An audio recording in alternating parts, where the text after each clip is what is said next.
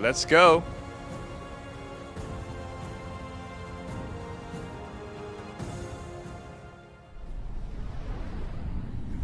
What was that about? That was like a quick, I'm flying around. All right. Hello, everyone, and welcome to our Gamescom 2021 Xbox stream. We've got so many great game updates to share with you today. We're talking Age of Empires 4, Psychonauts 2, and my personal favorite, Microsoft Flight Simulator. Later on, we'll take an extended look at Forza Horizon 5. There's so much going into this, and Playground Games' vision of Mexico is muy bonito. And we'll be getting our first look at the cover car for the game, Paris. I got $5 on it being one of those electric scooters that you see piled up on the sidewalk. Yeah, have it all the way I guess we're about to find out. Yes, indeed. Our Xbox Plays team will also chat with devs and deep dive into current and upcoming games. I have no idea what's going on. Hold on, let me see something. Let's get started with Techland and their upcoming zombie parkour How about now? Dying Light 2 Stay Human. It's better? Let me know. Could I put it up? Oh, Dying Light. Hello, I am Timon Smektawa, Dying Light 2 lead game designer. And this is David Lubryka, animation director. Hi. We can't wait until December 7th to finally give you Dying Light 2 Stay Human, the game we have been working on really hard for the last few years. We're hoping the gameplay video you're about to watch will give you a foretaste of parkour and combat systems waiting for you in the game. And we are just about to enter the city, fighting our way through its brutal and dangerous put it up a little bit more. Though, as you will see in a moment, there are plenty of things you can use to your advantage. So watch closely, look for special combat and parkour moves, and check out how with just a bit of creativity you can combine the two. Ready? Let's go. Let's go. Sometimes I wonder what this city looked like before all this. Probably like many others. People had their ambitions, plans, lives. Now it's all gone. The virus started it, but it was the people who made the world the way it is. This city, Villador. They tell me they had a vision. They had hope. But soon, one vision broke into many different ones.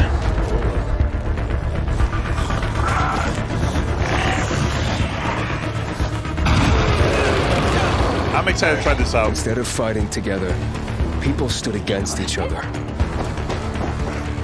War broke out. Was it a little bird with a broken leg? Hope died. All right, are you guys excited for this or what? Now the city is falling. Let me know. We strike down an enemy. We absorb their strength. But I can't let that happen. At least, not yet. I need the secrets this city holds. Fuck! Hey! Still some rats here! First one is really good. I have to pick a side. Very excited. We need good people. You're doing great so far. I have to make a difference. Let's check and see.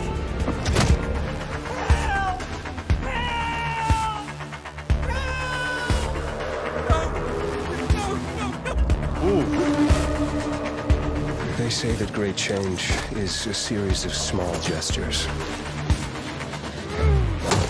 How about this series?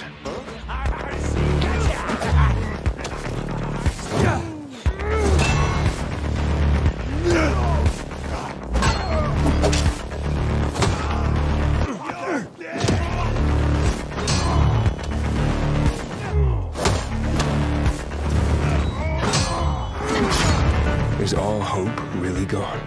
We'll see about that. Well, that was an exciting trip, I'm excited. wasn't it, Timo? I'll try it out. Did you notice those bandits in medieval-like armor passing by skyscrapers, banks, and large billboards? That's what we call a modern Dark Ages. And it's a very unique design, one very important for the plot of Dying Light 2. But there's another thing that stood out to me, all those parkour moves that you and your team has put so much effort into. Well, all you need is a few thousand of animations, cooperation with professional tracers, mock-up sessions, and invaluable help from David Bell, whose face and moves player will see in the game, by the way.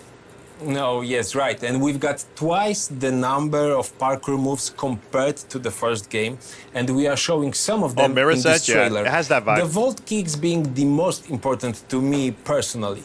It brings a whole new fighting style into the game.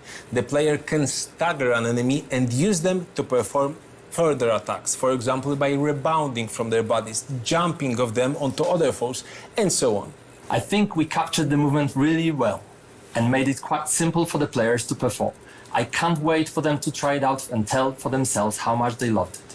It's definitely going to be useful. The city's buildings are higher than anything we have done before, improving its verticality. Players will need to find a way to reach those tall skyscrapers and other challenging spots too. Then it's good we scattered some helpers around, like a paraglider, which can support players in both parkouring and combat. Very distracting. Exactly, and it's gonna do great, especially in fights against humans, which are more frequent and important than in Dying Light 1. It's been over 20 years since the events from the first game, so people adjusted. Thank you so much, Tanya. They are much bolder now, at least during the day. Thank you for the sub. And they are Love more you, Tanya. vicious too. And I think that's a great summary of this discussion. Pre-order Dying Light 2 and explore its vast, complex world on December 7th. Thanks, David. Thank you.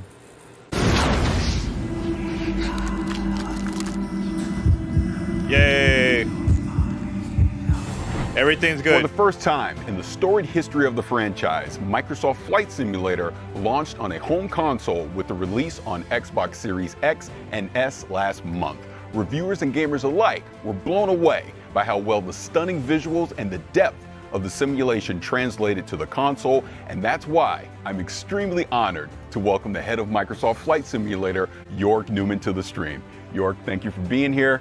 The last time we met was at the Xbox Game Showcase, and it was getting ready to come out on the console. That's just pre-recorded. How did that go? It went great. As you said, the reaction to the Xbox console launch was really just amazing. Both from Xbox gamers and from the press, they've been so gracious with their feedback. I don't know if you know, but Flight Simulator is one of the highest rated games on Xbox this year, which I think is just great validation that the translation of the simulation to the console has really worked well. Our usage numbers are through the roof. We are absolutely shattering franchise records, and I can tell you there have never been more people playing Flight Simulator than right now. So it's an awesome time. That is awesome. Congratulations on the launch, really. But oh God, here it goes. All right. I want to go to the danger zone. So what's going on with Top Gun? There's so much going on, Paris. So you and I talked about Top Gun Maverick earlier. The fans are super excited. They saw the FA-18. They can't wait to start flying. And as you know, it comes out later this year as free DLC alongside the movie. But as the movie is still under wraps, so are we. So I can still not tell you that much about it. But there's so much else going on even before Maverick. So we are continuing to do our monthly big releases that we've been doing for a long time. And next month, on September 7th, we are launching World Update 6. And this world update, I mean, at the beginning of the show, if you remember, there was a little red plane flying into Cologne. Well, we did that because World Update 6 updates that region, the region of Gamescom. So Germany, Austria, and Switzerland. I get it now. And what that means to us is we have new aerial and satellite images. We have a new elevation map that helps us with the mountains. So the Alps actually look awesome now. We have new 3D cities like Frankfurt and Wuppertal in Germany. We have Basel in Switzerland. We have Vienna and Graz in Austria, and those cities look just amazing. They have like 7 centimeters resolution, and it's awesome. But we want to celebrate the entire region, so we picked 100 of the most scenic places, the most famous landmarks, and we call those POIs, and we sort of spread them throughout the simulation, and we also added airports. We did Lübeck and Stuttgart in Germany, and Klagenfurt in Austria, and St. Gallen in Switzerland. And what it ties it all together is missions. We're having new discovery flights, we have new landing challenges, and we have new sort of tours of the country. So they fly you around all the awesome looking places and really celebrate the beauty of this region of Earth. And this is a celebration of DACH, of Germany, Austria, and Switzerland. I'm so happy to be able to announce the date here at Gamescom. You know, that is really incredible, all the different regions and everything that you're going to have in the game, and the way that you're going to be able to actually highlight those. Yeah, I think it's really cool. But you know, for us, it's actually not just the region and the visuals. We talked a lot when you study aviation, when you love aviation like we do, you actually realize that a lot of regions of Earth have a very special relationship with flying, with aviation. Sometimes it's, you know, the first experiments with aircraft, or a famous pilot, or a feat of aviation, or like a local manufacturer. Paris doing is pretty good. So we thought to ourselves, why do we not use these world updates to celebrate the planes? So we are announcing a new series. We call them Local Legends. And think about that as planes that are locally well known, like in that region, but outside in the world, not so much. Yeah. But why not use the World Updates to highlight this, to bring these awesome machines to a worldwide audience?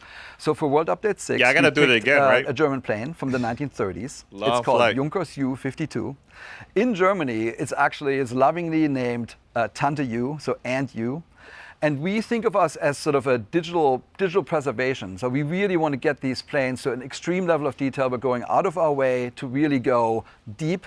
So we're doing a full scan. We take full scans of the outside and the inside, as detailed as 1 millimeter, which is as good as you can really do this. And then we're working with, for the Junkers, we worked with Bernd Junkers, who is the grandson of the original creator of the plane, Hugo Junkers. And he's helping us. He had a ton of insight and materials. Then we worked with an organization that is preserving one of the last surviving examples of the Junkers. So they let us scan and take photographs. And then we were lucky that to find a pilot that actually flew one of those planes while it was still flying in the real world. And he lets us know, like, is the cockpit right and the sounds right? Does it feel right in the air?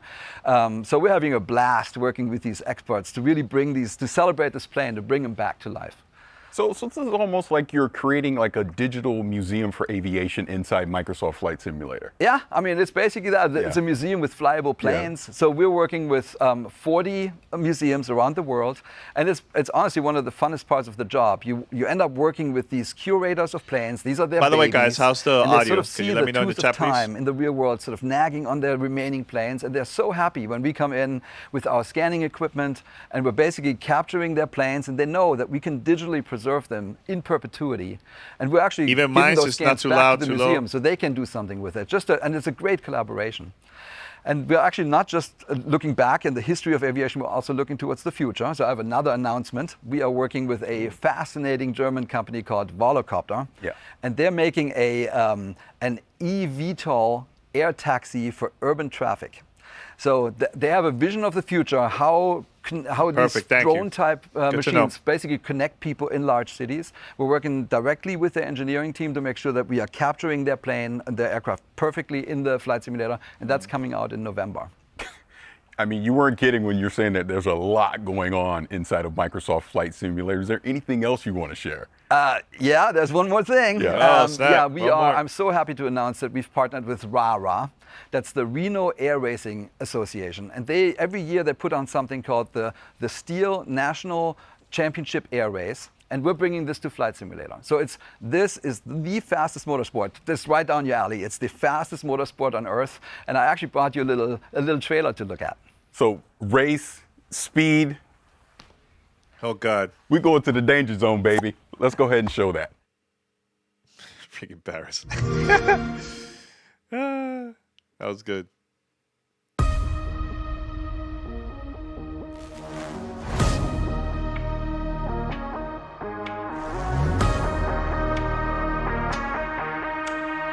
You see how fast this thing is.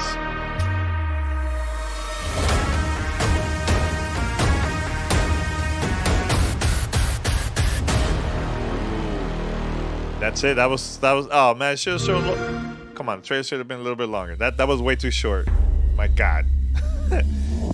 Play it day one, PC and console. What? Ooh. You know I like going fast, and you know I love being in the danger zone. When is this coming out? Man, these planes, they fly 500 miles, faster than 500 miles an hour, 50 to 250 feet above the ground. So you are definitely going to be in the danger zone. I mean, without going into too much detail, this Reno Air Race is actually the largest expansion we have since we launched on Flight Simulator. It's not just because we scanned all the famous race planes of the world, there's lots of them. This is also the first time when you can basically race against your friends and pilots across the planet. And so a competitive multiplayer is coming to Microsoft Flight Simulator, and that will definitely test your pilot skills. And you ask, when is it coming out? This is coming out this fall, so it's right around the corner. Oh, that is fantastic. And you know I have the need for speed, so I can't wait to get my hands on this and participate in some of these air races. Awesome, man. We got you covered. All right, thank you. If going fast on the ground is more your speed, keep an eye out for an extended look at Forza Horizon 5 later on in the stream. We'll also talk with Wasteland 3's game director about the game's next big DLC. But first, if you're an Xbox Game Pass subscriber, we have some great news for you. Game Pass. Here I come! It's getting to the point I can't keep up with Game Pass. That's how many games have been released. Build a weapon, one that blows the world. All right, let me know which one you guys are excited. The ones I'm going to show here. Build a rocket that'll come and take away us all. Gonna come back. Oh, that looks cool. Back. Midnight Fight Express. Build a weapon that'll turn us into newborns again. That's pretty cool. Build a weapon, one that blows the world. Oh, that sounds like Ninja Gaiden style right there. Build a rocket that'll come and take away us all. Gonna come back. I am coming back in a day. Build a weapon that'll turn us into newborns again. See, that's the beauty about Game Pass. You would discover a lot of cool indie games.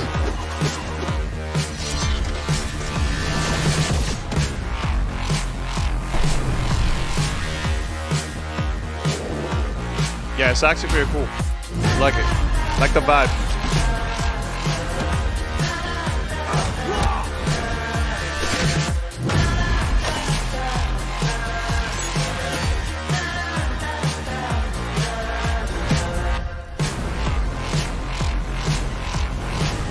Not bad.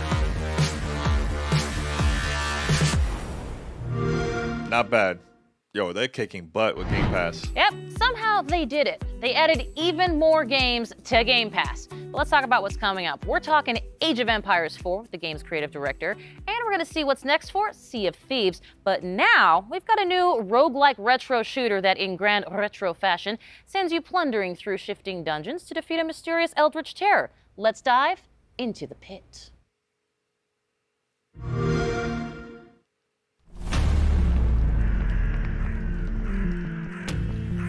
Ooh, that darkness. Love it.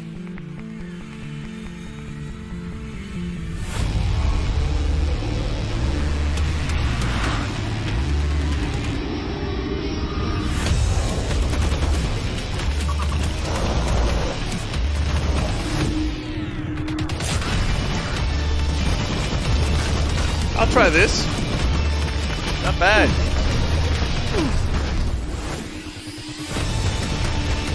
Shadow Man vibes, okay.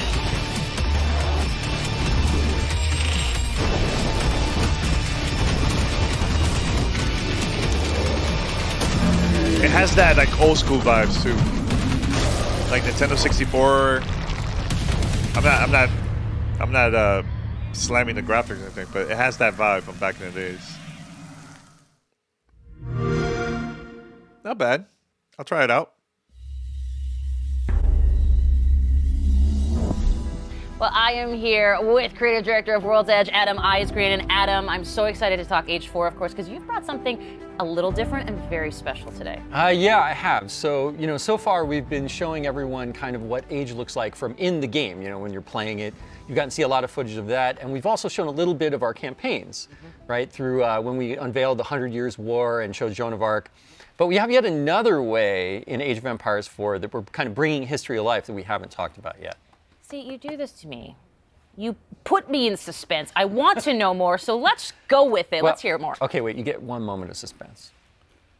Okay, that's enough. So what we brought today is we have these wonderful little videos that we've created that are interspersed amongst the campaign, and they're about 3 to 5 minutes each. And we have over an hour of them total, and they're called Hands-on Histories. And what they are is a great way to deep dive on certain fun subjects from the cultures we're representing and just from medieval history. Excellent. Well, I hear you've actually brought one of those segments that you're going to share here for the very first time. Yes, I have. We are going to show you the segment on one of the most popular units from Age of Empires franchise and a fan favorite, the Trebuchet. Excellent. Well, this I got to see. Let's take a look. A counterweight trebuchet. I've never played this ever. I never. Was the king of all siege engines. I think we have a fan here of catapult Age of Empires, capable right? of smashing In the down chat? castle walls from great distances.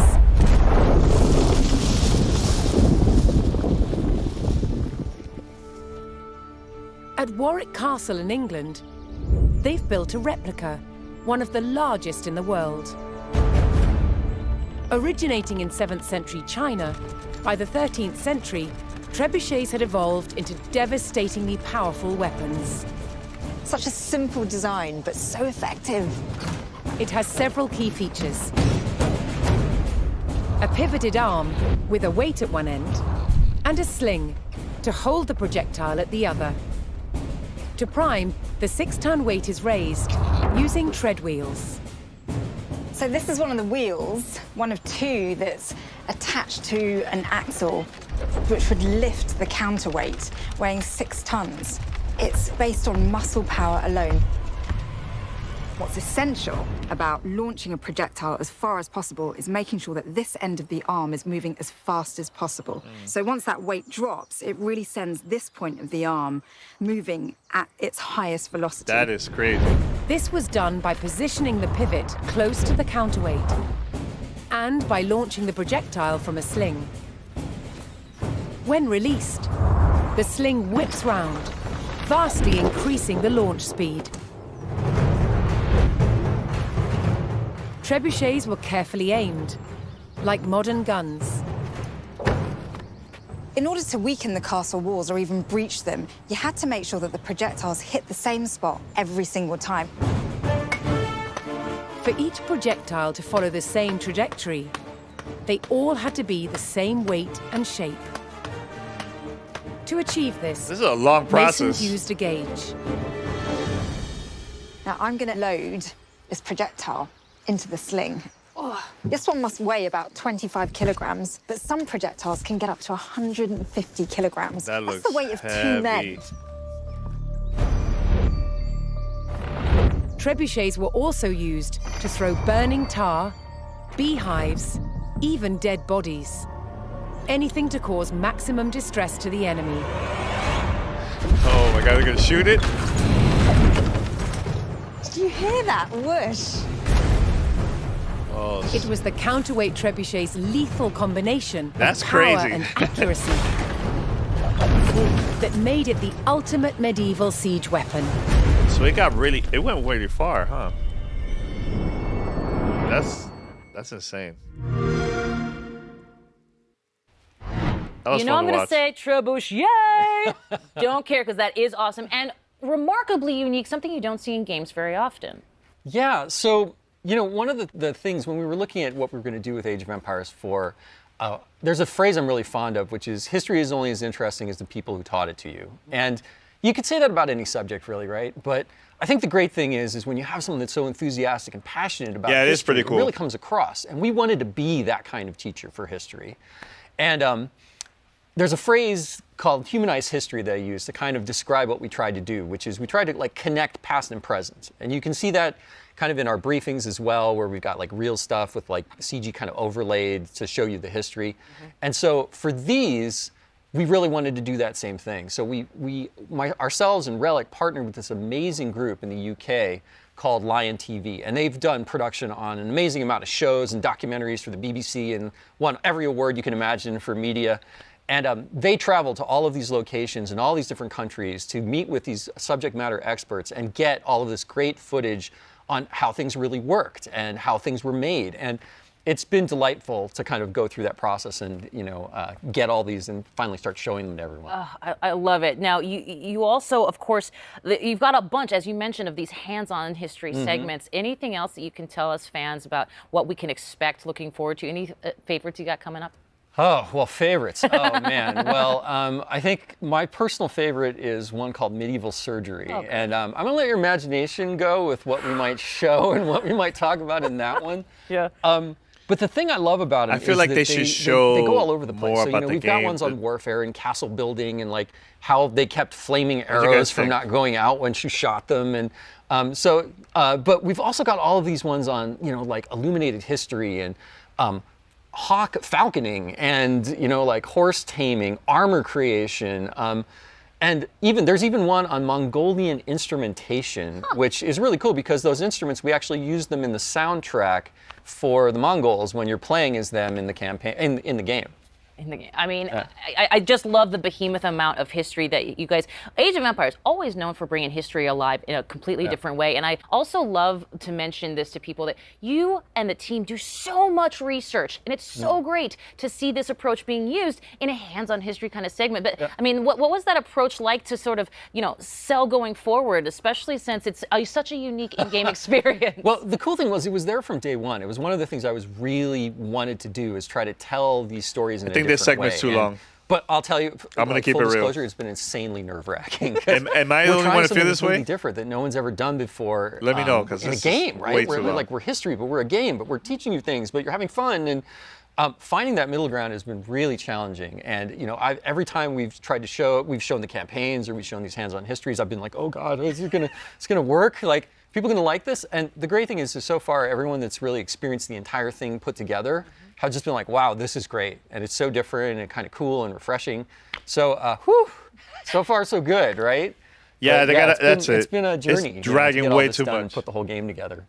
Well, I love that you mentioned Journey because we are coming towards the end of this development journey for Age 4. Talk to me about where people can find and learn more about Age of Empires 4. I know they're all chomping at the bit. Oh, well, October 28th, we are launching the game. You can go to ageofempires.com to learn more about the title. And if you're really, really excited, right now, you can go onto the Microsoft Store or Steam, pre-order the game right now. And of course, we will be there day one, Xbox Game Pass for PC as well. So anyone that's on that can just grab the game and start playing. But yes, I believe you are a part of something very special. Yes, so Gamescom opening night live. Yes. 11 a.m. Pacific time. There might be something Age of Empires related in there, so if you're a fan, you probably should tune in. Oh, a bit of a tease from Mr. Ice Green. Maybe. And I like it very much. Adam, thank you so much for joining us here. Always a pleasure, Kate. Always a pleasure. Age of Empires 4 looks fantastic, so I cannot wait. This October segment, 28th, neither should you. Now, we have tons coming up here today, including a new update for State of Decay 2 and an extended look at Forza Horizon 5 with our friends at Playground Games. But now, let's catch up with Paris, who's gone from flying the skies in Microsoft Flight Sim to a different kind of cloud. That's right, Kate. Xbox Cloud Gaming is already available on Windows PCs, mobile phones, and tablets. And now, it's coming to Xbox consoles. The future with cloud gaming sounds bright. No waiting to install, no running out of hard drive space, no waiting to patch, and no buying a new console just to play with your friends. See how the vision of cloud gaming will bring people together without barriers. So when I think about cloud and when I think about gaming, those two things together to me really show you the future where you can pick up something and you can play it anywhere and you could do it quickly.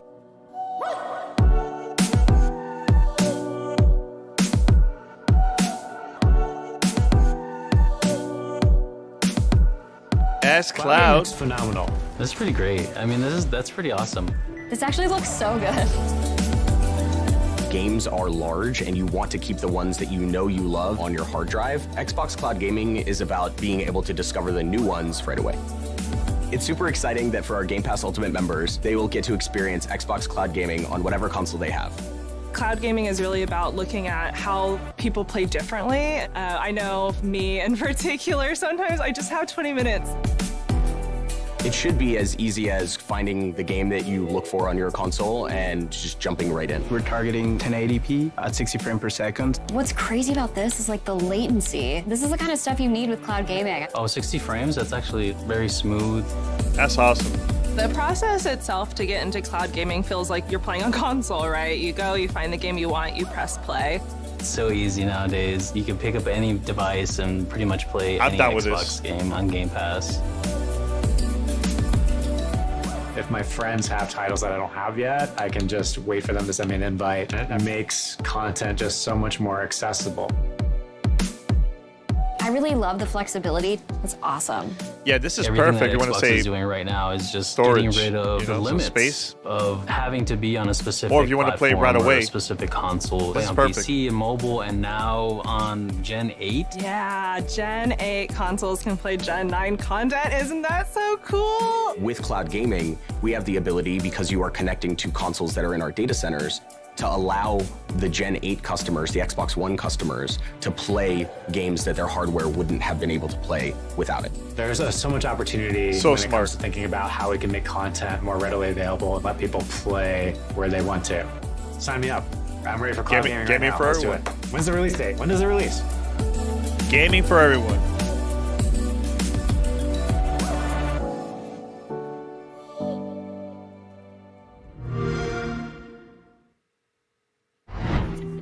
August 9th saw the release of the free optimized update for Hellblade: Senua's Sacrifice on the Xbox Series S and X. With beautiful and rich visuals, thanks to the addition of ray tracing and improved materials alongside performance updates, this is the perfect opportunity to relive Senua's journey or experience it for the first time.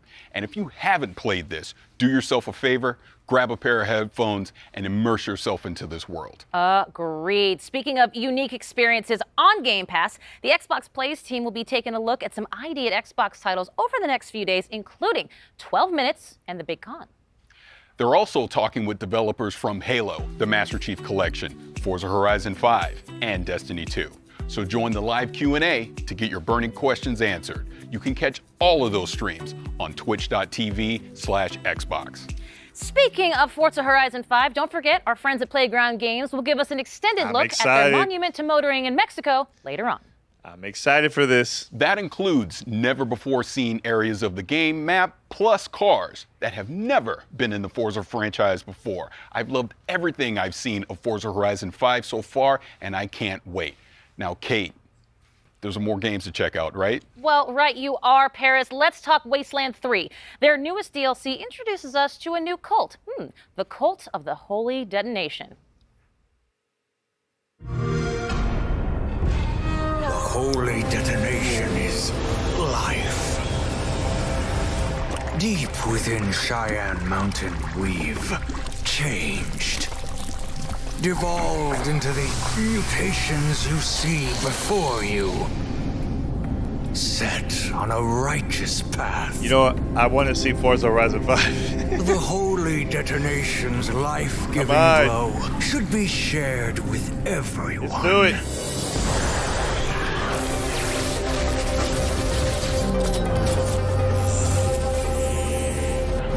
May the light of the Holy Detonation purify you. Join us, Rangers.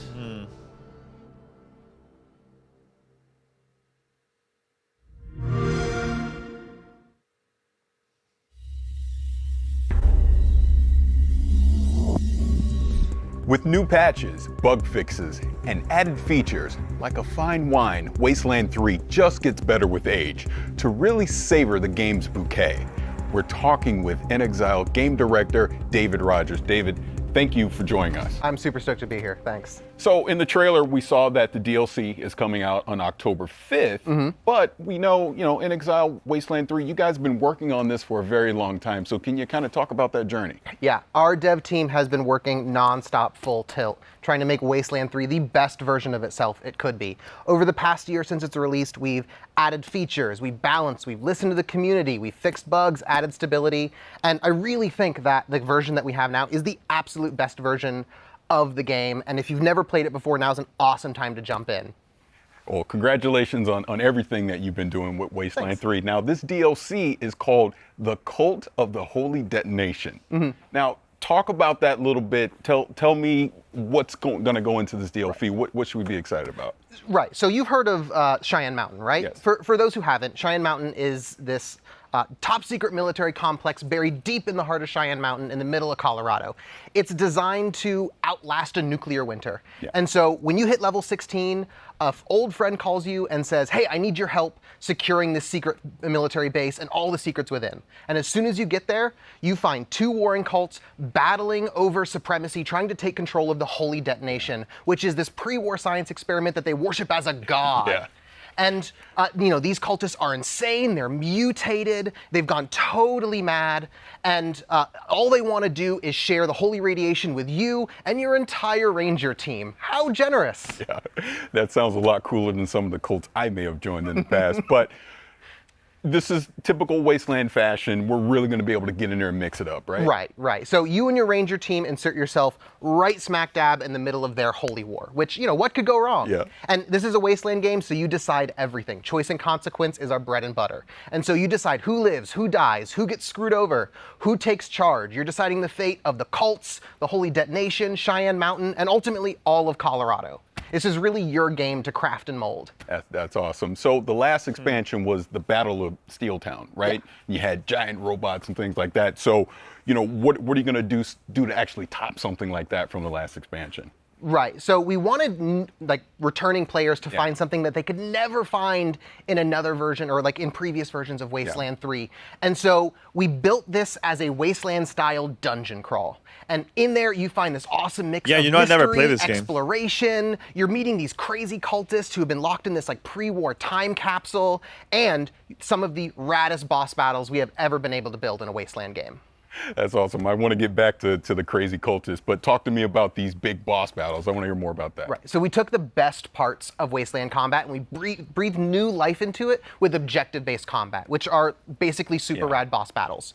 It's no longer you're huddling in a corner, throwing down turrets, just going on murderous rampages. It's not about killing, it's about getting the job done. And so now combat doesn't end until the mission is over. We send you on proper combat missions. You're in there breaking into prisons, rescuing POWs. You're disrupting these high-tech cultist rituals.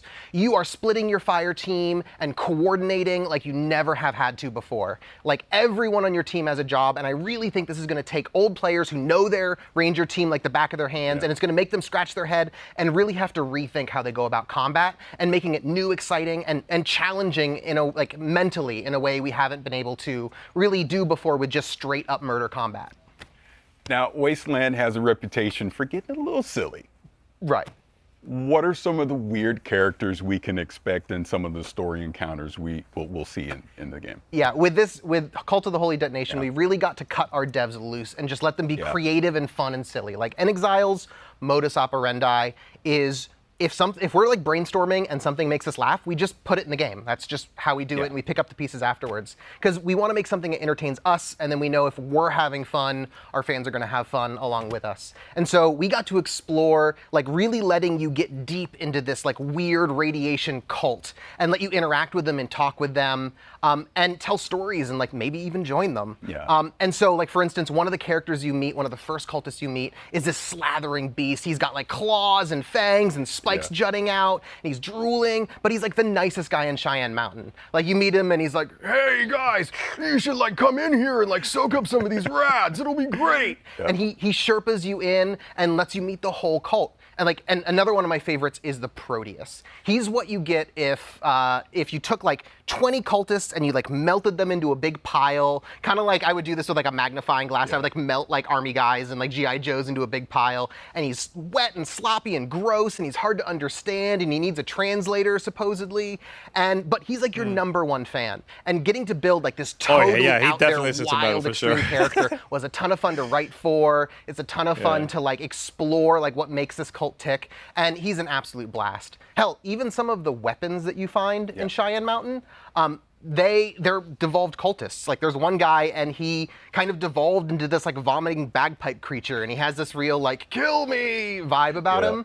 But we get to play with these fun body horror themes that let us jackknife between sort of like dark and serious and like goofy and funny, which is a line that Wasteland really loves to ride. Like, you know, a lot of really important stuff is at stake, but you know, the Wasteland's a pretty bizarre place. Oh, I can imagine. Now, we talked before, you've been working on Wasteland 3 for a while. There's already expansions that are out there. But say I'm a new player. Say I'm watching this right now and I'm like, man, I want to get into Wasteland 3. What would you suggest for new players wanting to get into this? And like I said at the top, like Wasteland is like the best version of itself right now because of all the work we put into it over the past year. And so you can get the whole thing with the Colorado collection. That's the base game plus Cult of the Holy Detonation and Battle of Steeltown, all for a discount. Or if you have Game Pass, you already have Wasteland 3. Just download it and play it. And then you can get both expansions with the expansion pass. That is awesome. Now, to kind of recap this a little bit, we've talked about, you know, spewing pus bags and these weird characters and the cults and the boss battles and all these really cool things that are going to be in Wasteland 3. But please remind everyone before we get out of here, when can you pick up this DLC? Right, this work of passion, it comes out on October 5th. And we're really stoked. That is awesome. So this is the Cult of the Holy Detonation. Cult of the Holy Detonation. Coming October 5th. David, thank you so much for joining us. Thanks, Barish. Appreciate it. All right.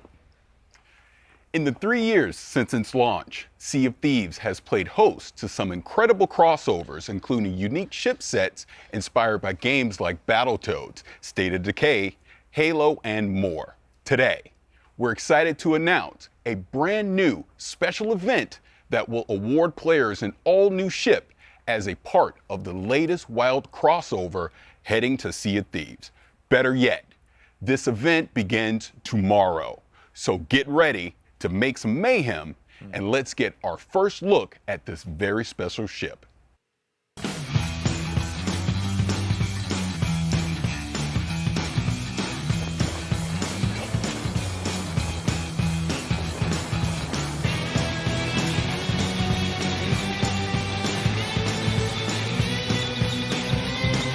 Isn't that, I think it's online. It's on Xbox Gear, I think. Check there. Check xboxgear.com. Guten Tag, everyone. Really cool to be a part of this all-digital Gamescom event. And we were thinking, what's the best way to kind of celebrate Gamescom and to be a part of this as Sea of Thieves? And so we're really excited to reveal that we're bringing the Mayhem ship set that you've just seen, a really, really cool ship that's inspired by Borderlands, into Sea of Thieves. Yeah, I'm checking and to see if we're giving all it's of our there players right a now. chance to earn it during kind of the Gamescom time period. So it's been really cool to work with the Borderlands team to bring this ship to life and giving all of our players the chance to earn it as part of this live event. I'm going to we've check to see if cunningly it's titled online. Mayhem. You might notice the link. So you can probably guess the kind of activities that are involved. But if you head to Larina at any of the outposts in the Sea of Thieves world, I'm you'll be able checking to fill you the in on the website details right of what you need to go do to earn the ship set. So we hope everybody gets a chance to take part in this awesome time-limited event. So it starts today, and it runs through to September the 7th. So that's the time period you've got to get your hands It's a on new the Mayhem ship Psychonauts set. gear. And I think that's it from me. So as always, I will see you on the seas. All right. I'm checking out the website. Let's see.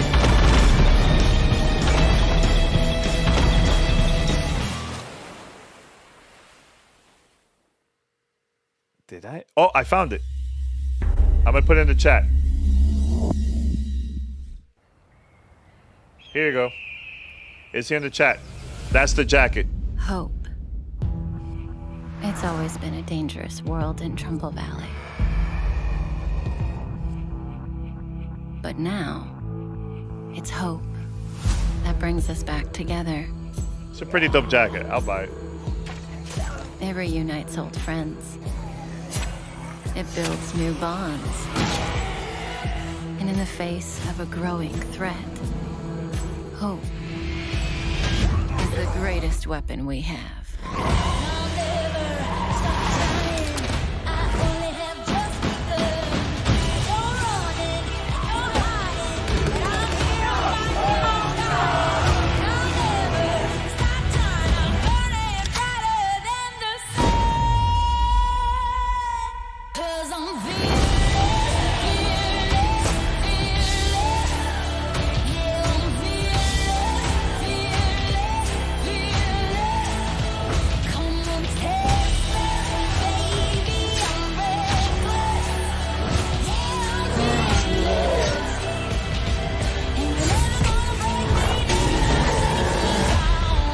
Welcome back to Trumbull Valley.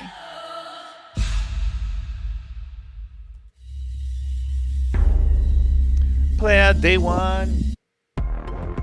Well, just like zombies themselves, it seems everything old is new again in State of Decay 2. And we have a guest to walk us through this Undead update. Please join me in welcoming Undead Labs Director of Communications. Yo, I haven't played that game in... Hello, I'm great. It's great to be here. Talk about the Homecoming update releasing on September 1st. We are very excited to get this into players' hands. You are indeed. So let's talk about the Homecoming update. Obviously, we are coming back to Trumbull Valley. We were there for Heartland, the update, back in 2019. Talk to me about the differences, and I'll sit right here and listen, because you're adorable. So Heartland is the story mode within the game, but it's a very linear, narrative-driven experience. You know, players couldn't move their communities there. So that's all changed with the Trumbull Valley map. It is the 5th core open world map. It's fully remastered, and it expands into 2 territories that were completely inaccessible in Heartland. So players can return to Trumbull Valley with their communities, start new communities there, and really start exploring everything that the new map has to offer. So then would Homecoming be a sequel then to Heartland? Yeah, exactly right. So the events in Heartland kind of play out. You see what happens in Trumbull Valley. So we think of it as the 3rd part of our Trumbull saga. Hey, All Dangerous, thank you for the sub. Game, just saw it right now. Thank you so Heartland. much. And now we see what has happened since then and what storylines might be coming to a close. So there is a lot for players to discover, a lot of environmental storytelling to find, and you know, things have changed. So this isn't the Trumbull Valley that players might remember. So that's going to be exciting. Interesting. Well, and anytime you expand something like Trumbull Valley, you just have to have a juggernaut of content, pun intended. Talk to me a little bit about what some of those things are that players can get in on here now in the expanded Trumbull Valley. Yes, a ton of new content. In fact, we're doing something unique with the Trumbull Valley map. There are items there that you can only find on that map and nowhere else in the game, including 12 new hats and outfits, 10 new very cool weapons. We've got 6 new bases, 2 new achievements for achievement hunters. And on top of that, we are adding the game's 12th bounty pack. So that will be available from the bounty broker across all maps. And I have to say, they are some of the coolest weapons I have ever seen go into the game. I'm so excited for people to find them. A juggernaut amount of content, and I don't care who sees that second pun of the day. That works out great. Well, let's talk about the State of Decay community, because it's absolutely an integral part to this entire franchise. And State of Decay being on Xbox Game Pass, how has that impacted the community? How has that impacted the game? Talk to me about those. It's been fantastic, and you know, we have an amazing community. We love them so much. In fact, one of the reasons we're doing Trumbull Valley as a map is because it was one of the most requested features from the community, which also makes it very exciting for us to be able to say, we did it, you get it. And we have a major milestone that we're celebrating. State of Decay 2 has 10 million lifetime players. 10 million lifetime hang your hat on that. I absolutely love that. Really grateful. Incredible, amazing news. Congratulations to you and the entire team at Undead Labs, man. Fantastic work. Well, speaking of Xbox Game Pass, let's give me the deets one more time when it comes to the update. So the update releases September 1st. It's a free update for all State of Decay 2 owners, and it's included with Xbox Game Pass. Happy Homecoming. I love it. Thank you, Wonder, very much. My pleasure. Now we move from Trumbull Valley to the Lost Valley of Akria. This mystical location trades zombies for ancient warrior clans, forgotten temples of long-dead god kings, and a healthy dose of hack and slash. All this awaits in Strayblade. So, remember earlier I said to you guys that Gamescom usually is not like a really big thing compared to E3. This is an example. So, there is some game announcements here and there, but it's not E3. But it's good. It's good. You know what I'm saying? But we still have time. If Xbox plans to announce the release date of Halo, I want to see some new stuff on Forza Horizon 5. Yeah, some cool announcements. It's not bad. It's not bad at all. In Stray Blade, you discover the mystical lost valley of Akria, a world which ranges from overgrown temple ruins to frozen caves and winding canyons. A game world that changes based on your victories and plenty of dudes to stab in blade-to-blade combat. If that weren't enough, you even get a fuzzy little pal to help you out. Between the epic fights and this small guy, there's clearly a lot going on here. So let's hear more from Point Blank Games about Stray Blade. Hello everybody, I'm Leonard Kausch, Game Director at Point Blank Games, and today I will show you Stray Blade. Stray Blade is an action RPG where you play a rogue adventurer who is exploring the ancient valley of Akria with his companion, a witty wolf named Boji. Unveil the history of the Forgotten Valley, muster the powers of the 3 Akrian metals to restore balance to this war-torn land. That is the how, as well as the why. Combat and exploration are the 2 key elements of our game. Let's dive into the combat first. Hey, I appreciate it. He has a pretty good mic. Merges strategic anticipation of enemy attacks with split-second blade-to-blade reactions. It is the high noon of skill-based melee weapon combat. To achieve that, we put our hearts into creating fluid, well-readable animations and epic cinematic finishers. You can choose from multiple weapon categories that can be combined to fit your playstyle. Now, let's take a look at the exploration. Akria's colorful world ranges from overgrown city ruins to frozen caves and winding canyons. Together with your companion, explore the deepest corners of an ever-changing world bristling with adventure. Every discovery holds treasure. Find rare materials, recipes, weapons, lore pieces, and beautiful places. Change is part of your journey, where every victory impacts the world around you. When you die, time keeps moving forward. Enemies can't stay dead. New foes invade camps that you weakened, and when Boji revives you, only one thing is certain. The change you brought shapes what now awaits you. And of course, get ready for epic boss fights. Damn. We hope you enjoyed the first look at Stray Blade, which will be out next year. And keep an eye on our social media channels for more information. Okay. I'll try it out. Next up, one of the most unique games finally comes to Xbox. Yeah, unique. As in, my evil twin murdered 4 of my husbands because they secretly are in love with me. Unique. In case that didn't tip you off, we're talking about Crusader Kings 3, the medieval grand strategy and role-playing game that has you trying to defend your royal line from those that would conquer your kingdom, and evil twins apparently. Yeah. It's coming to Xbox as an adaptation, not a direct port, meaning that the UI and controls have been refined to bring that grand strategy experience to a controller. Not to mention bringing the grand strategy experience to my comfy living room couch. We'll all be ruling from our throne room soon enough. Check out Crusader Kings 3, now coming to Xbox consoles. Oh, damn. Really? They're gonna take it to that level? Jeez. My son, we must never forget the crimes committed against us. Your Paris doing pretty good. Sought Doing a really good job. glorious revenge and failed.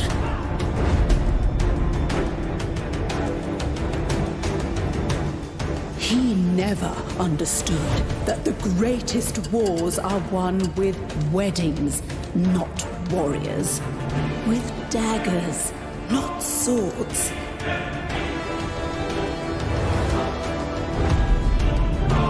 Only the small-minded measure success across the span of a single life. The real game is played across generations. So it looks like there's gonna be more announcements tomorrow on Gamescom. Real strategy requires cunning. Jeff Keighley one. Opening night. So there's gonna be more Xbox announcements. So that's good. Good to see that. Now the question is, what are they gonna show there?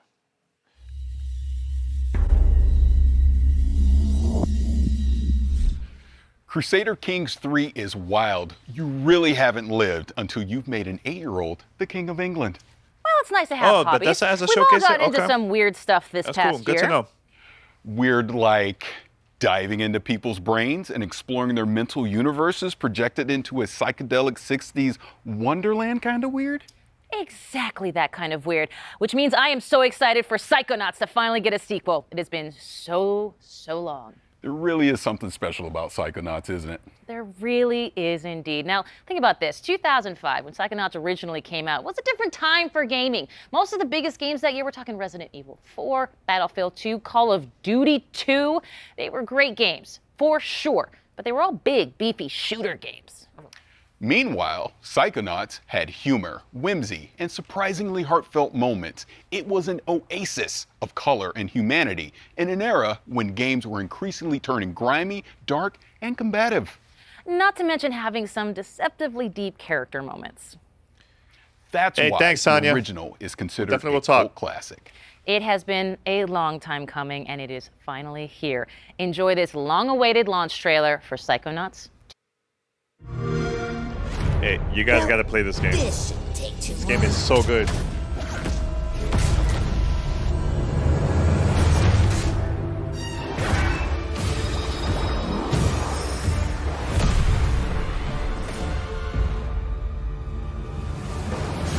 With psychic powers, he dives into your mind. My name is Raz, and I'm the new intern.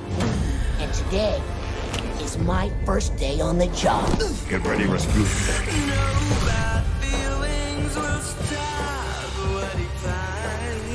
Give us awesome. Everything I taught you about levitation, Rasputin? I'm not supposed to check out equipment to interns. You did what? Can't we just... No. Quit picking on the new kid. We were all new once, in case you forgot. I've got eyes on the target. And I've got eyes on me.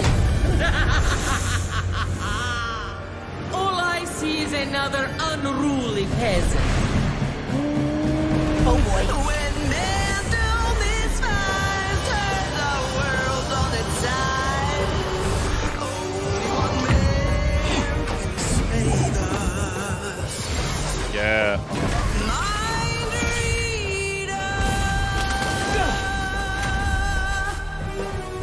It wouldn't be the first time the Psychonauts underestimated Maligula's power. Leave it to me.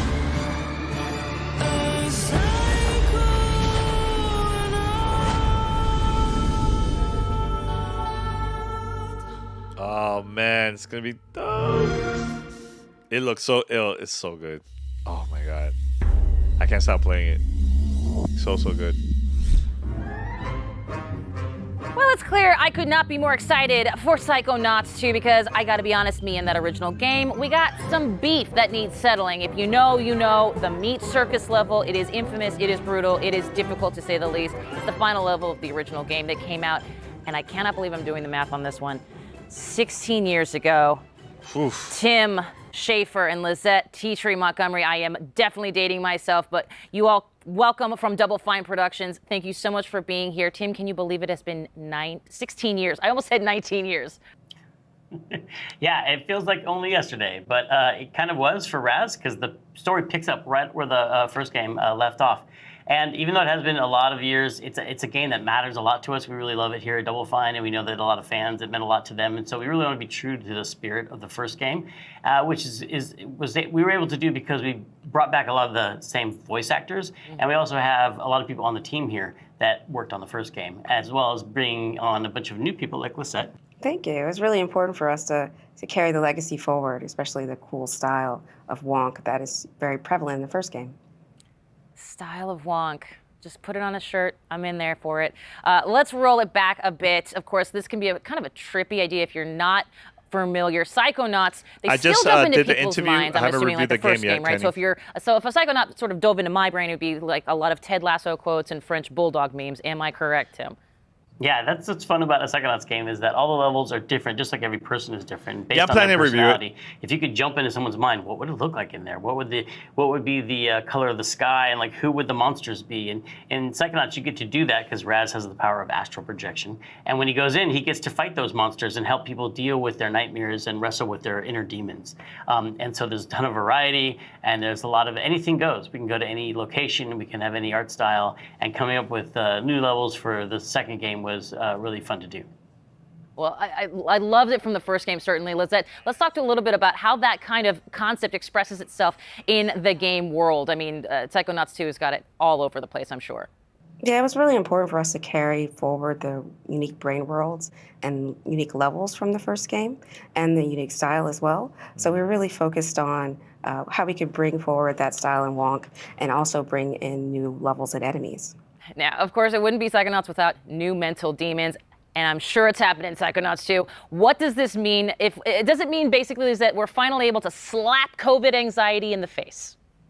Well, I don't know if you get to slap anxiety in your face, but you definitely get to slap some panic attacks, and COVID definitely caused a lot of those.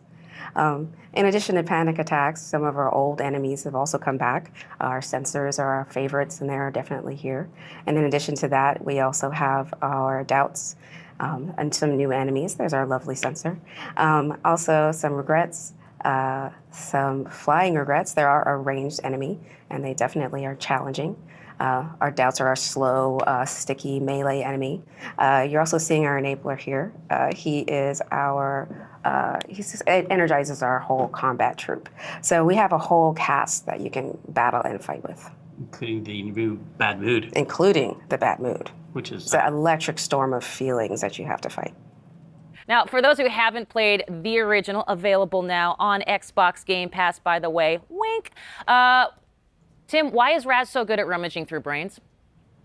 Raz is, he has some very special skills. He has two whole sets of skills, one being the acrobatic skills he learned growing up in the circus. He can balance on tightropes, jump on trampolines, swing on trapezes, and that helps him navigate and get around to all kinds of interesting places. But he also has this other side to his personality, which is that he's a powerful psychic. So he can levitate objects, he can use telekinesis and pyrokinesis. He has these powers, which people might recognize from the first game, as well as 3 new powers for the second game. That's a good, cool power right there. The ability to mentally connect thoughts together, and he can connect 2 thoughts and actually connect 2 thoughts together. You have to upgrade to solve puzzles and to navigate. See, that's what you upgrade. He has the power of time your bubble, attacks, which is your just change levitation, and slow down how that, things are moving by changing people's bonfire. That's perception when of I have to time. upgrade. And he also has the power of projection, which allows him to pull an archetype, a personality, out of his unconscious mind and bring it into the world that he's in, like a companion in battle or in puzzle solving. But let's talk about the story for a second, because as the original Psychonauts, we saw Raz training to be part of an organization, and now perhaps he's part of a whole organization at this point. And are there other brain agents, other Psychonauts out there that maybe grew up in a completely different circus? Yeah, we have a lot of new characters in this game. We do. We have a lot of new characters in this game. As soon as Raz arrives on the headquarters, he immediately gets introduced to the interns. And the interns quickly tell him and show him how he fits into the organization. The bottom. They're right down at the bottom. Yeah, so earn his way back to the top again. He's no longer the coolest kid in summer camp. And much to his chagrin, his entire family, his entire embarrassing circus clothes wearing family comes to visit him in front of all his new friends. And so the interns find out that he's the awkward middle child of a circus family. Each one of them has their own quirks and foibles, and some of them are even psychic. And so a lot of their story gets told in this game, including their backstory and how it relates to the foundation of the Psychonauts themselves. Who's planning to play this I like that. once And it of course, comes out as on you Game might know Pass? already, I'm in the sold. chat? But you, of course, already knew that. When can myself and the rest of the world exact some beefy, meaty revenge? You can get back to the beef and play Psychonauts 2 on August 25th on Xbox Game Pass and PC. There it is. Lizette, Tim from Double Fine, thank you so much. And you know what? Extend a huge congratulations to everyone at Double Fine on the launch of Psychonauts 2. Thank you so much. We're very excited. Thank you. And you can catch more of Tim Schafer and ask him those burning questions about the newest game in the fan favorite franchise in our Xbox Play stream tomorrow. But first, We're going from cleaning out mental cobwebs to cleaning up alien planets in this supremely satisfying 4K 60 trailer for The Gunk. I gotta see this. I'm excited for this. Let's see. You could play part 2 without playing part 1, so try it out. I don't like this weather. I'm pretty sure the ship's insurance won't cover alien storm damage. You have to be careful out there. The Gunk's eating everything here. I want to play this. This planet is literally a paradise when the Gunk's gone.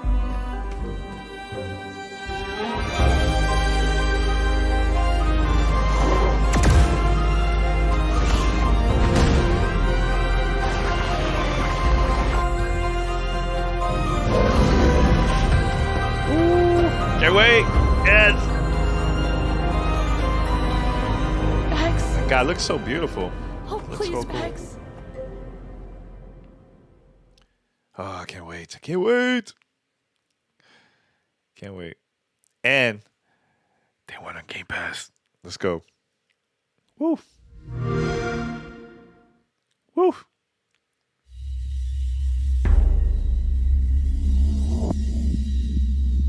We have talked about so many incredible games today, and it's hard to pick a favorite, but let me just say, Forza it is Horizon so 5. Cool Let's to go. say I Take-Two's want to expanding hear Trumbull about Valley. Forza Horizon Come on. 5. And hey, you know what? Let's go. Great job on that flight sim interview. Oh, thank you. I mean, talking to Jorg is always a blast, and Flight Sim is such a special game to me because, I mean, it's literally letting me travel the world. But I was staring daggers of jealousy watching you talk to Tim and Lizette over at Double Fine. Well, I will say this, I understand, but you got to play Psychonauts 2 already, so I don't even want to hear it. That's true, but it's not the same as talking to the creators. Just trust me when I tell you, be excited for Psychonauts 2. I will say this as well, I am excited to see even more of Psychonauts 2 on our Xbox Plays streams. Yes, don't forget, Xbox Plays will recap all the week's news throughout the week at twitch.tv/Xbox, so make sure to check that out. Before Kate and I let Playground Games take the wheel, let me just say that it has been our distinct pleasure to chat games and nerd out with everyone today. Oh, it's hands down the best part of the job, for sure. But we're far from done here. Too true. Now, in June, Playground Games announced that Forza Horizon 5, the highly anticipated follow-up to 2018's breakout hit open-world driving game Forza Horizon 4, arrives on November 9th on Xbox consoles, Xbox Game Pass for console, PC, and cloud, and of course, Steam.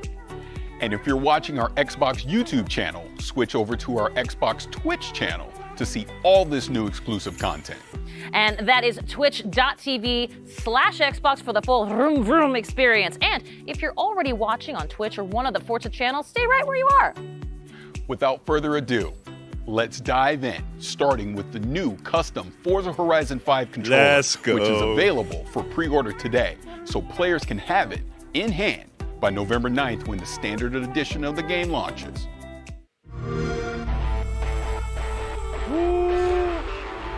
Let's go. Let's see. I want to see this controller. I hope if they have that Mexican feel. All right. That's a dope design. That's really dope. I like that. Oh my god, I had so many controllers. Oh man.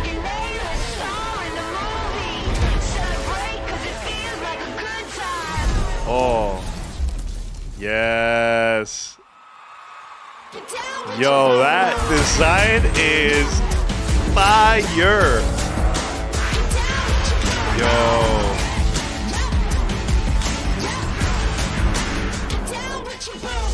I gotta get it. I gotta get it. Oh my god, I have so many controllers. I have to get it. Oh man, so good. Charlie here, and I'm at Playground Games with Forza Horizon creative director Mike Brown and Forza Horizon art director Don Arcetta. Hello, everybody. Hey everyone. Hi, Charlie. Hey, Charlie. How cool is this? That is stunning. Look at that. Well, we obviously just saw a really cool video about it, and I'll be the first to say there is an amazing influence of Mexican car culture and music literally splayed right across the front. Isn't that right? Absolutely. It just feels like it's a part of the Horizon Festival, like it's just dropped out of the game into your lap. Absolutely. Absolutely love it. And there's so much we do want to show the fans, and it's been quite difficult to decide where to start. So can you maybe tell us a bit more about the game, Mike? Sure, yeah. So Forza Horizon 5 is bringing the Horizon Festival's unique brand of fun and freedom to beautiful and vibrant Mexico. Players are going to set out across the largest, most diverse open world we've ever built in hundreds of the world's most beautiful and exciting cars. Yeah, and people think that Mexico is just a desert or a beach, but there's so much more to it, isn't there? That's right. Even though it does have pretty awesome beaches and that a number of amazing is deserts, it also bananas. has vast canyons, hidden temples, awesome, beautiful historic cities, and even a towering snow-capped volcano, the highest point we've ever had in a Horizon game. So you've talked about how Forza Horizon 5 showcases powerful, all-new graphical features, but what more can you tell us about that? So yeah, our Mexican HDR sky captures really illuminate the world to the point where you feel like you're really there. And thanks to the Xbox Series X and S, ray tracing is utilized in Forza Vista to really make our cars look more true to real life. You'll encounter the smallest of details as you travel throughout the world, all rendered in striking realism. Oh, that's such an exciting overview. I cannot wait. And next up is something we know that Forza Horizon fans have definitely been waiting for the most. Mike, what exactly is that? Yeah, that's right. We are about to reveal the cover of Forza Horizon 5, featuring the incredible Mercedes AMG 1 and the 2021 Ford Bronco Badlands. Should we take a look? Let's do it, yeah. Oh, snap.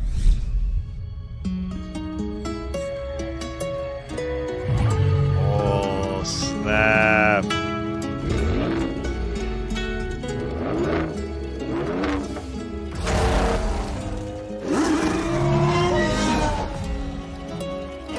I'm like tweeting and watching at the same time.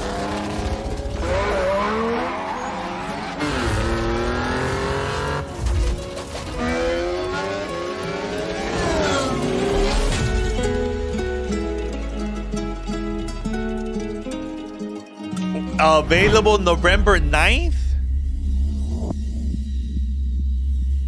You guys notice that? Now, those are two very different ways to explore Mexico. November so what I want to know 9th. is why those two cars were chosen and what players can expect when they get behind the wheel.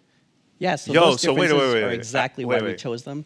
The Mercedes AMG 1 marks the first time a car features Formula If that One game hybrid comes out technology, November 9th. almost one-to-one from track to the street. Is that... And with the 2021 Ford Bronco When Badlands, Halo's Infinite's coming you know, out. that's primed for rugged No, off-roading Halo across has to come out in Mexico's vast November. terrain. It And has I'm to. certain people can't wait to see more of what No, these it cars can't can be do October. in the game, so I don't think we should keep them waiting any longer. Mike, can you tell us about what we're about to see next? Yes, so Yo, in a few moments' time, we'll be kicking they off have a to release on the Forza Horizon 20th 5 Let's Go anniversary. stream, They and can't- everybody should check that wow. out for Yo. a big deep dive into loads of new That's- content and features from Forza Horizon 5. Let's make believe. But before that, we have 8 minutes of brand new Halo Infinite comes out gameplay where November we're going to see 15th. both That's the back-to-back Mercedes AMG 1 exclusives and the in 1 month. 2021 Ford Bronco Badlands. And in typical Horizon fashion, we are going to see active volcanoes, cars jumping out of cargo planes, and a race under beautiful Mexican skies all the way to the Horizon Festival.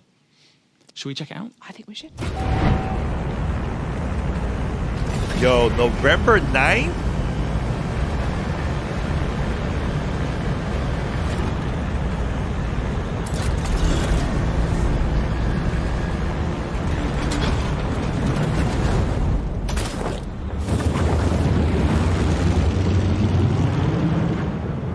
Drop it like it's hot. La Gran Caldera. Yo, I'm so excited to play this game. I'm a huge Horizon fan. Yes. Bienvenidos a México. That's what I'm Here talking we about. take control of the 2021 Ford Bronco Badlands atop the towering, snow-capped Gran Caldera volcano. See you on the other side. Yes. Mira, para mi gente latina, let's go. Let's go. Representando Mexico, man. That's so dope.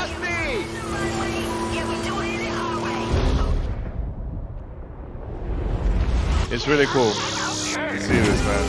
So dope. Yes.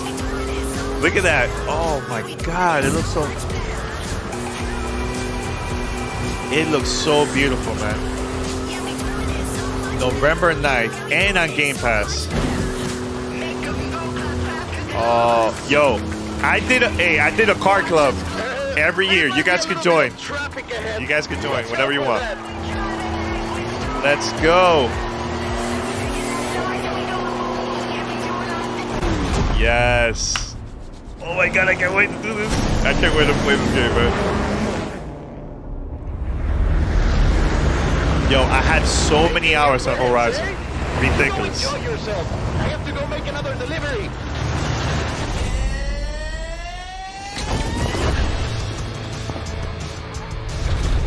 Bienvenidos a Mexico. Zone approaching. Lovely day for a drive.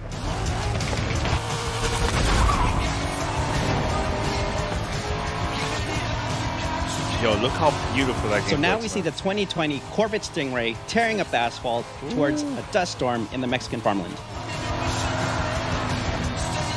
Outtrack the storm. Tú sigue adelante. Keep going.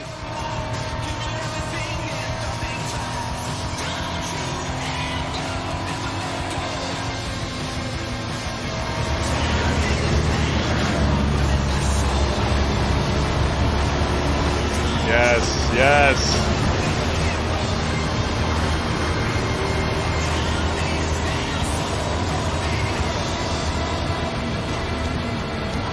Okay.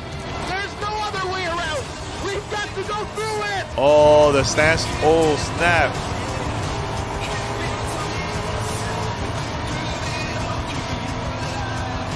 Going all in, all in. Let's go. Yes. For the eye of the storm. Oh my god, you can't see. It's hard to see.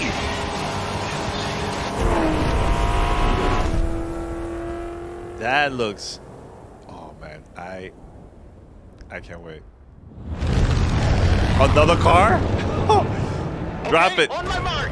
Another one. Let's go. Yo, they're showing all kinds of stuff here. This could get a little rough. Oh, that's it. Don't stop. Yeah. La selva. La selva. That's the jungle. Touchdown. Not even a scratch. The jungle awaits. Yo, this Next got up me is the Porsche excited for 911 Horizon. Desert Flyer, crashing through the dense jungle tree canopy. Excited. Excited for this game. So,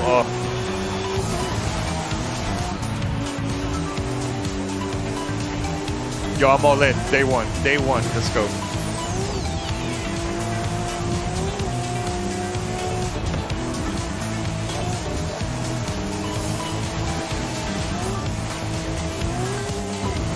So for those that don't know, that's selva, jungle. Translation right there.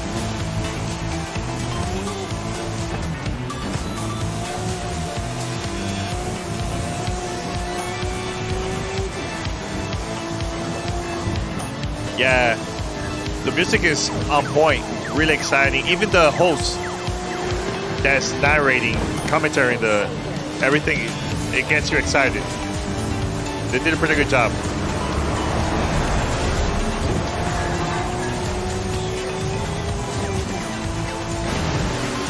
I'll swing back round and guide you through the bridge.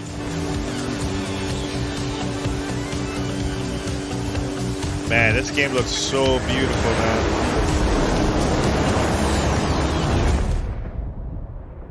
Yeah.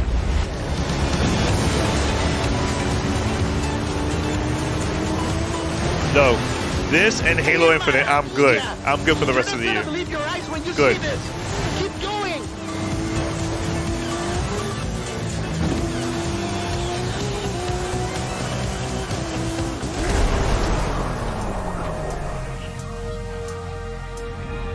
So that's the temple right there. So look, you guys can check this out. Go to Flight Simulator and fly to all these locations in Mexico, right? To be prepared for what's coming once Horizon comes out. Look at the desert, jungle.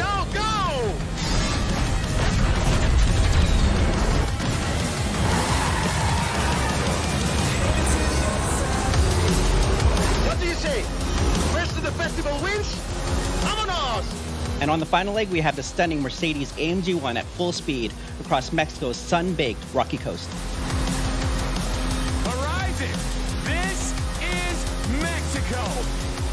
We've already had cars falling out of the sky, but all eyes are on the superstar making their way to the festival right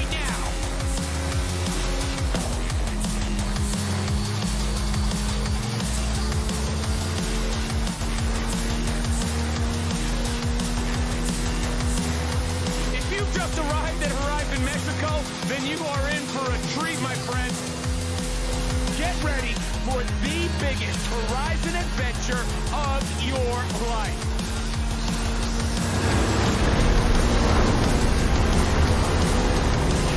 Look at that. Insane. Did you hear that? Well, that is the last inbound cargo flight racing neck and neck with an AMG-1.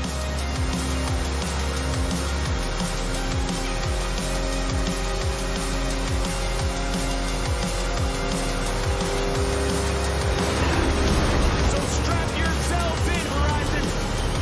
I've seen this driver before, and trust me, they know how to make an entrance. Yes. That's a good intro. Really good intro for the game, man.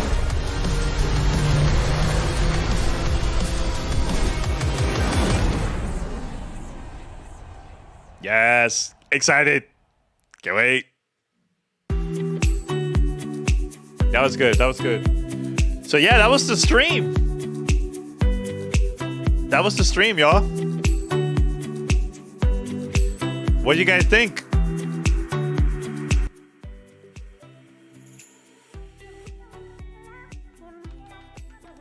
What do you guys think? Yeah, no Halo. Disappointing about that. I'm not gonna lie. Paris did pretty good. Shout out to Paris. He did awesome. No Halo date. But Gamescom is not over yet. Tomorrow. More announcements. Tomorrow. So just make sure to watch it. And we'll see. There's still hope. Yo, man, that controller looks bananas. My God, I want that controller. It looks so good. So cool.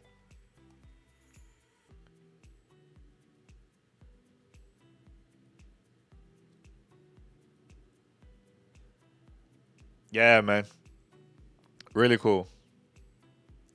Hey, look. Let me put this in the solo cam right here, right? Oh, right here. Just leave it there, right? All right, so look. This is what I'll say. Xbox.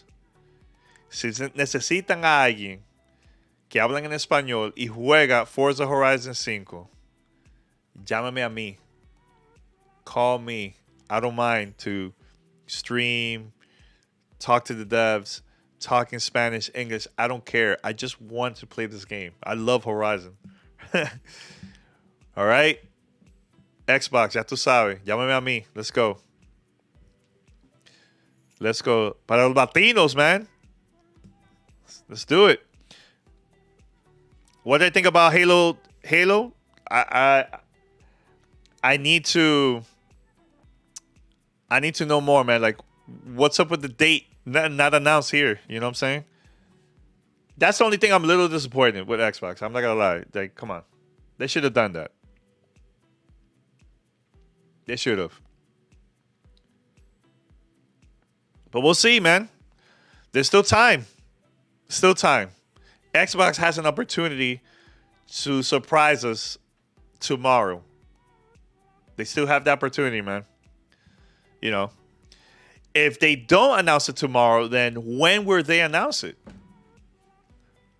September?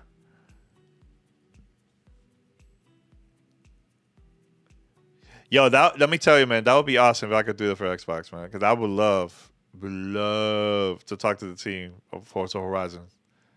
And in Spanish, too? What? Oh, let me put this camera here. Give me 1 second. Let me change it up. Yeah, that would be awesome. I would love to do that. I would definitely love to do that, man. But you guys had fun, though. Paris did an amazing job. Shout out to him. He did pretty good. Loved it. It was awesome. It was awesome. Awesome. What up? What up? Hello, everyone. Nah, it was cool. Tomorrow, I'm coming back here. Tomorrow, guys. Please join me because we're going to watch Gamescom with Jeff Keighley, opening night live. We're going to watch it live here. Cold stream. So I hope you guys had a great time. Please continue to support GTR. Support me, the crew. Make sure to hit up Paris on Twitter. Congratulate him. He did an amazing job. And yeah, man, thank you everyone for watching. It was a lot of fun. All right, guys, until next time, I'm out. Much love to all of you.